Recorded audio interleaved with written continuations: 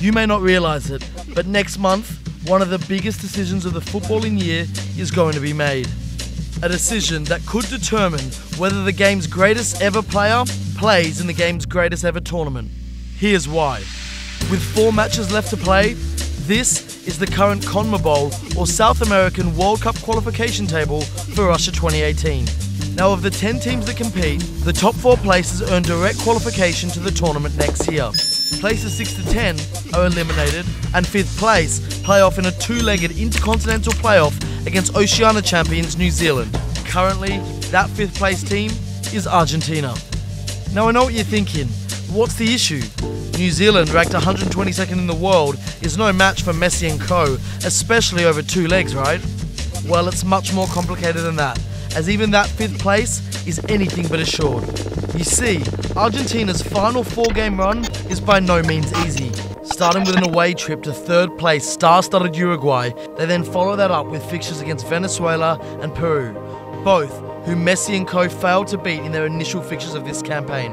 After that, it all ends at one of the most difficult away legs in international football, 9,000 feet above sea level, against the guys right below them in 6th place, Ecuador.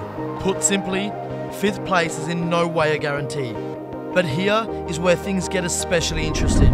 1 spot and 1 point above Argentina is Chile, with 5 losses, 2 draws and 7 wins. And it's one of those wins that is the talk of the continent. Back in one of these World Cup qualifiers in September 2016, Chile hosted Bolivia, with the result ending 0-0. Nothing really to write home about, right? Wrong. Because in the final 15 minutes, Bolivia brought on defender Nelson Cabrera. Whilst born and raised in Paraguay, Cabrera had moved to Bolivia to play club football in 2012, and having remained in the country for more than 3 years, he became eligible for citizenship and subsequently the right to play for the national team. Well, at least that's what the Bolivian FA thought. However, FIFA rules state that the player must have resided in the country for a minimum of 5 years before they can turn out for the country's national team. The Chilean FA, spotting the indiscretion later on, informed FIFA of the issue. The draw was instead awarded as a 3-0 victory for Chile, meaning their original 1 point earned from the draw became 3 for the win. Those 2 extra points helped Chile jump Argentina into a much safer 4th place with 23 points. But Bolivia, having cried foul, asserting Chile's claim was made far too late after the incident, appealed the ruling to FIFA. FIFA consequently turned down the appeal, and so Bolivia headed to Switzerland to appeal the decision to the next highest and final authority, TAS, otherwise known as the Tribunal of Sport. There, they'll be joined by 5 other South American federations backing them as third-party interests.